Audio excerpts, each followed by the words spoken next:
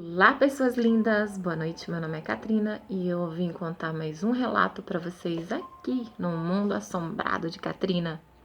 O relato de hoje vai se tratar de... Eu não sei se dizer se é uma história de vampiro, mas é interessante de ouvir. É A Casa do Nazista. A pessoa que me contou esse relato é uma pessoa que eu gosto muito e muito próxima a mim. Após um tempo que a gente ouviu em um outro canal que eu também sigo e que eu gosto pra caramba. E inclusive eu criei esse aqui por conta do outro canal que, como eu falei, eu gosto muito. E a gente ouviu um relato falando sobre a casa do nazista. E ela falou pra mim que ela trabalhou nessa casa na época, juntamente com uma irmã dela. E o período que ela passou trabalhando ali, que foram alguns anos, vários acontecimentos estranhos ocorreram naquela casa. A primeira coisa que ela contou pra mim foi o seguinte, palavras dela, então assim, eu vou começar a relatar em primeira pessoa, mas foi o que ela contou pra mim. O tempo que eu vivi naquela casa, várias coisas estranhas aconteceram. A gente dormia em um quarto de empregada, eu e a minha irmã. O tempo que a gente dormia ali, tinha um cachorro grande naquela casa. Era daquelas raças alemãs muito bonitas. E elas se apegaram ao cachorro. No caso, ela diz, eu me apeguei ao cachorro. E o cachorro dormia sempre no quarto com a gente. Certa noite, logo no primeiro mês em que a gente estava trabalhando naquela casa, a gente ouviu a porta do quarto se abrir. E alguma força estranha paralisou a gente. O cachorro que dormia nos pés da cama saiu correndo, chorando, grunhindo, como se alguma coisa tivesse ferido o cachorro. A gente até tentou se mover para ver o que tinha acontecido com o pobre do animal, mas a gente não conseguia se mover. A gente estava totalmente paralisada na cama.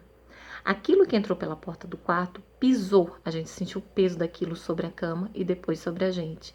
A única coisa que eu conseguia era olhar para minha irmã e minha irmã olhar para mim. Nesse meio tempo, aquilo parecia que estava esgotando, drenando todas as energias do nosso corpo.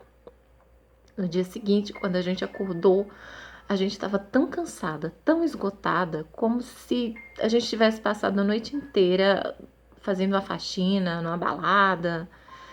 E isso começou a acontecer com mais frequência. No início era semanalmente, depois começou praticamente que todos os dias. Mas não parou por aí não.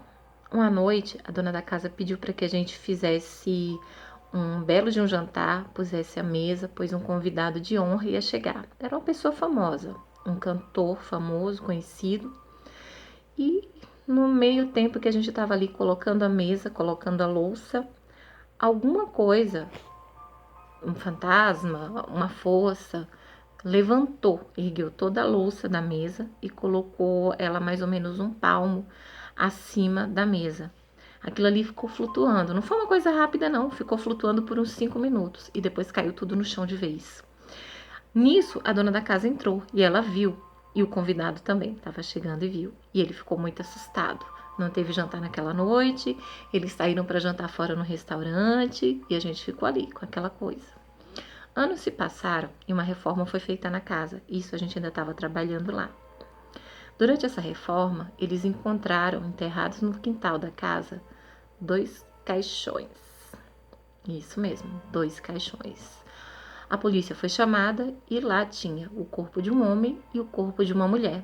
O corpo da mulher estava totalmente deteriorado, mas o corpo do homem estava conservado, em perfeito estado de conservação, como se tivesse sido acabado de colocar dentro do caixão. O homem era o dono da casa, que foi supostamente encontrado morto em uma praia daqui de São Paulo. Dizem que o corpo foi levado para o IML, dizem que o corpo desapareceu. Depois disso ela já não sabe mais o que é verdade, o que é mentira. Mas e aí? Me digam vocês aqui nesse micro relato. Seria mais um vampiro? Mais uma história de vampiro? Será que eles faziam experiências na Alemanha naquela época? Já que dizem que ele era hemofílico, precisava fazer transfusão de sangue. Será que eles faziam algum tipo, descobriram alguma coisa para prolongar a vida? E as teorias da conspiração começam. E aí, o que vocês acham? Comenta aqui embaixo o que vocês acharam. Querem que eu conte mais relato? Tem uma penca de relato para contar para vocês. Manda de vocês também. Beijo, gente. Boa quarentena.